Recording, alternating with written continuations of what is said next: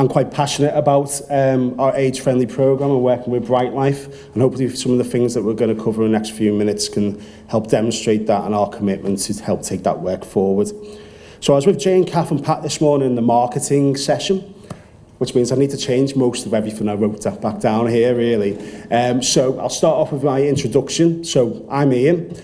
I've got a stubborn cat called Fernando. I've got 2 kids and a wife who are always right, and I'm one of those unbearable Liverpool football fans. So that's trying to open it up and learn about how we can do our introductions. But in all seriousness, I'm a statutory officer for the council. I'm also the principal advocate for health for the population, and that means I represent the population at the governing body for the clinical commissioning group, and also I am part of our partnership of local NHS providers as well. So hopefully that gives you some assurance that I can help link in and take on the learning from Brightlife on our partners in the right way moving forward. So, as Joyce alluded to, our residents are living older, and that's a very, very good thing. In fact, basically in the next 15 years, the number of people aged 65 and over will increase by 46% to nearly 100,000. That's a massive thing, isn't it? That's really, really good. But we need to change and adapt to that as well.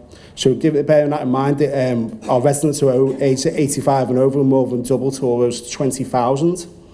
And that will also mean that will be the number of people living alone, which is important, will also double. So actually all the things we've been hearing today and the impact of social isolation has a massive public health implication for us all and for the future of the services that we provide. So I think it's quite important for us to reflect and look back as well, and really massive congratulations to all the Brightlife team, especially Chris as well. So before my time, I can't take any credit for the work that went in there. So about 5 years ago, the funding was made available through the Big Lottery Fund, which gave an opportunity for around £70 million for England to put in proposals to tackle loneliness and social isolation for people living over 50 in our communities. Fulfilling Lives, Aging Better was the name of that at the time. It was limited to the 5 years, and we've heard actually it's importantly of evaluation in that. And Paul and his team today have been talking through the fantastic results and the different opportunities that created that. So that's something that we should be really proud about doing. But also the main thing of that is to make sure that it was a person-centred approach, and how do we include our older residents, or as it was put this morning, very, very grown up was what I was assured to be able to say, mature, but it's what's right for people, what's the right language to use. And I'm going to go a bit off script, but we had an age-friendly sign up to the World Health Organization that we've done last year, and we had a workshop at the Riverside campus in the university. We heard from Brightlife and some of the fantastic marketing and approaches taken. For me, it's about tackling that stigma. It's about understanding that actually it's the value and the strength in growing older or becoming more grown up. I'm getting grown up by the day, I think, but and how that can impact on our society. And let's not focus in on the deficits of that and that narrative that Joyce so eloquently described before. We've got a duty about trying to change that, because given the facts I've just told you about, 100,000 of our residents are going to be of that very grown up age. We need to adapt to that, don't we, really? So I think that's one thing that we definitely must do, and I'm quite proud of the fact that we've been trying to take on those lessons with our multiple communication teams that sit within the NHS and in the council, but with Brightlife. We've recently developed our Age-Friendly Cheshire West website, which takes on board a lot of the work and learning from Age UK and Brightlife, and very much features at the heart of it the principles that we've learned around those comms, and we need to take them forward as well.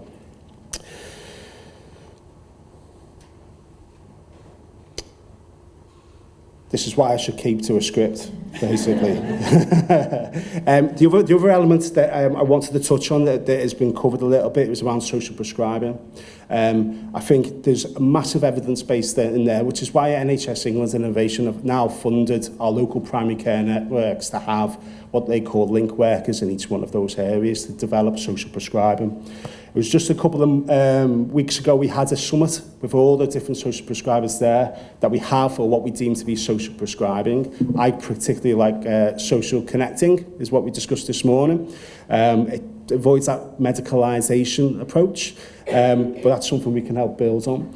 But that work of Brightlife and the work of the team has been able to actually, people are at different stages on that. Some are quite well advanced, and that's fabulous.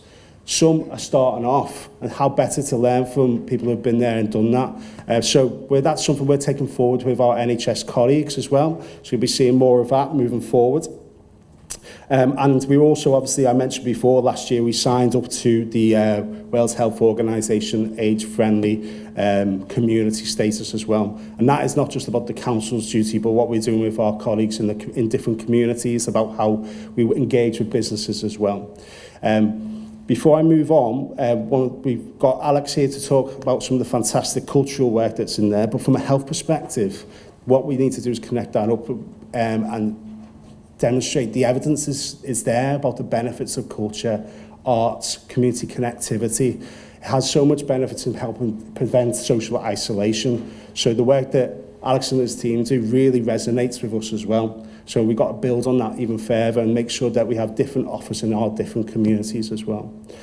So can I just say that actually it's been an absolute privilege talking to you and going off script a little bit. It's also been a privilege to be part towards the latter end of the Brightlife legacy journey that we need to be taking forward, which the council are doing with our NHS colleagues. But I'd like to also just extend another massive thank you to all the volunteers and all the team at Brightlife and to Chris as well for doing what a great day as well. So thank you very much.